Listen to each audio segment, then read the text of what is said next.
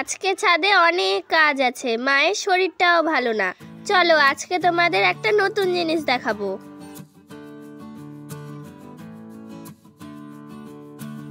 এই দেখো আমাদের গাছের কুমড়া। এই কুমড়াটা খাওয়াই হচ্ছে না, খাওয়া খাওয়া করতে করতে বুড়াই হয়ে গেল কুমড়াটা। তাই ভাবছি মা এই কুমড়াটা দিয়ে শুক্তা করবে।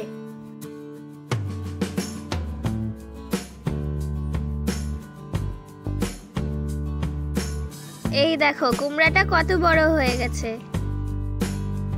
আর একটা জিনিস দেখাচ্ছি চলো তোমাদের।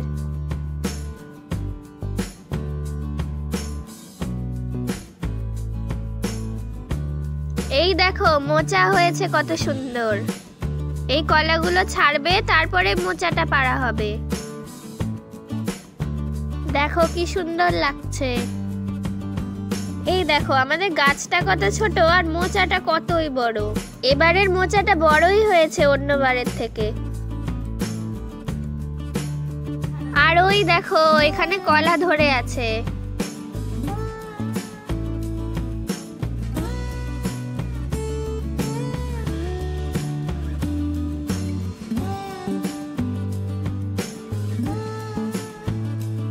পাতাটা কেটে পরিষ্কার করে দিচ্ছি। আমাদের বাড়িতে প্রত্যেকবারই প্রচুর কলা ধরে। মাঝে মধ্যে আমরা কলা পাতাতে ভাতও খাই। এবার তাও একটু পরিষ্কার লাগছে দেখতে। আর এই দেখো এখানে একটা পেয়ারাও ধরেছে। বাগানের গাছের টবগুলোকে একটু ঠিক করতে হবে। এখানে সব পাতা নোংরা জমে গেছে।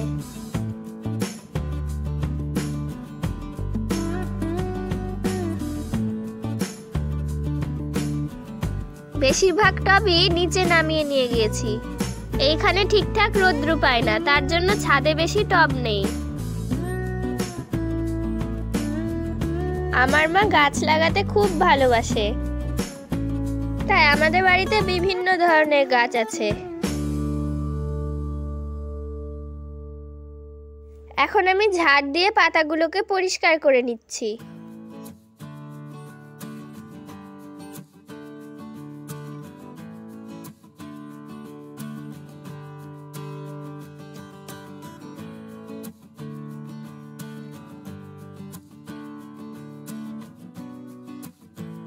এখানে অনেক ধরনের গাছ আছে, যেমন অ্যালোভেরা, ঘাস ফুল, তারাগাদা, জবা ফুল, আরো বিভিন্ন ধরনের।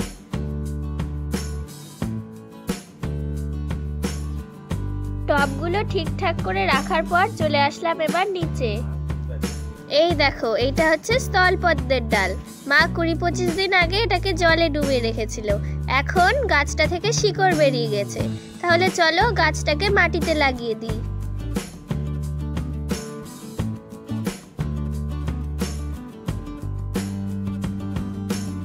এই দেখো শিকড়টা এখানে দেখা যাচ্ছে। মায়ের কাছে শুনেছি স্থলপদ্মের ডাল নাকি এমনি লাগালে হয় না, কিছুদিন জলে ভিজিয়ে রাখতে হয়, তারপর ডালটা থেকে শিকড় বেরোলে তারপরে মাটিতে লাগিয়ে দিতে হয়।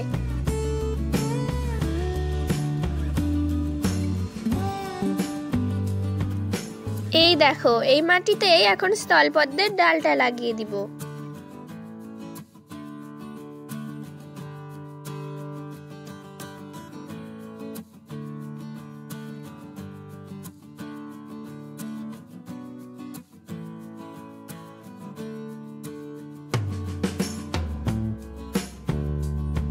অনেকটাই গর্ত করলাম, এবার খুব সাবধানে স্থলপদ্মের ডালটাকে মাটিতে বসিয়ে দিই।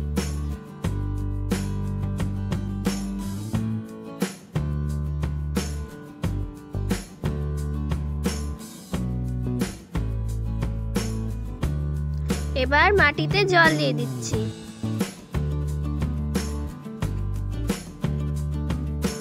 গাছটা তো লাগিয়ে দিলাম, এবার দেখি গাছটা হয় কিনা।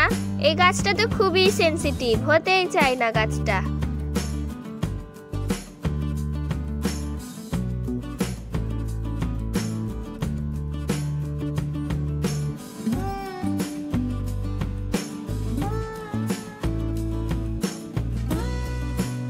আজকে সারাদিন বাড়ির টুকটাক কাজ অনেক করলাম।